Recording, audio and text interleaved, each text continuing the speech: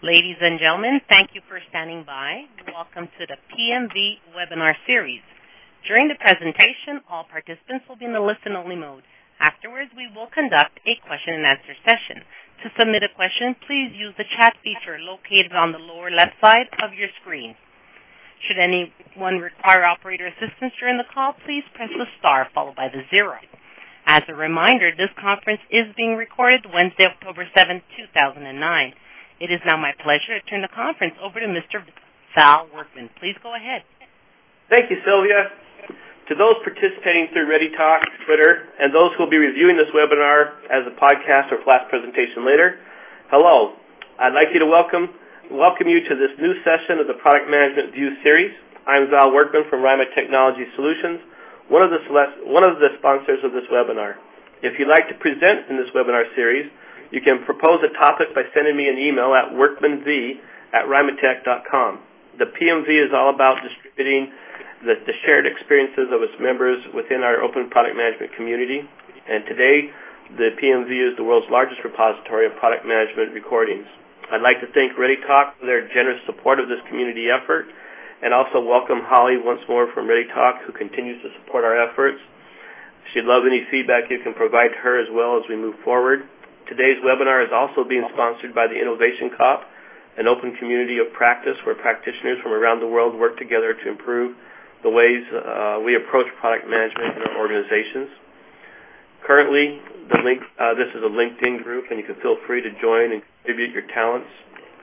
I'll be your moderator today, and it's my pleasure to welcome Mike Morrisonalt, who will be presenting innovation, developing the innovation capacity of all your people. Mike is our first presenter from broadcasting from the UK, and so you got to watch that accent, Mike, which is another example of the support also of ReadyTalk, which provides to the communities, and we'd like to welcome other participants from outside the U.S. to join us as well in this open community of product management. For those of you who are using Twitter, you can follow and add additional conversation and questions using the Twitter hashtag #PMV during this webinar and continue conversation after the webinar. Today's Twitter PMV conversation will be posted afterwards on the Product Management Views blog post, along with its recordings. And so this presentation, Jason, definitely will be posted afterwards. Give me till 2 or 3 hours, and you'll see that accessible as well. I'd like to encourage you to make comments and ask additional questions on this post, and I'll be also collecting questions throughout the presentation along. But I believe, Mike, you're going to try to respond to questions as they come in. Is that correct? Yes, it is. Excellent. And but we'll certainly have a question and answer session at the end to address anything that's hasn't been addressed. Please feel free to send your request to me in the chat section of the lower left corner of ReadyTalk. And I'm going to pass the control now over to Mike, who will kick off this presentation. Go ahead, Mike.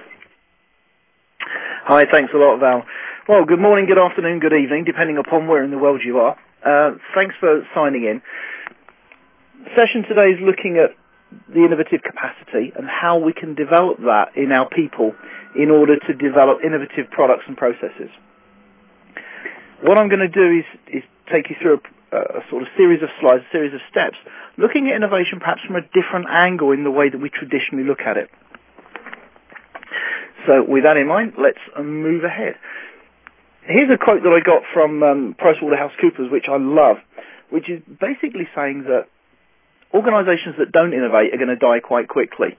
And yet, interestingly, it does seem to be very much a sideline in a lot of organizations, although obviously not in yours, otherwise you wouldn't be here. But it is very much about making it a core capability. And that, I think, is really important. A lot of the ways that we tend to approach innovation comes from technology and from processes. It doesn't actually take it from a core capability or from a set of behaviors. So, where are we looking at? What is it that we need to do? Well, the approach that I'm going to take is very much looking at how we drive innovation. And there are 3 real pillars to how innovation can be built. Yeah, sorry, Val. Have a question? No, go ahead. Okay. It's about building individual capacity.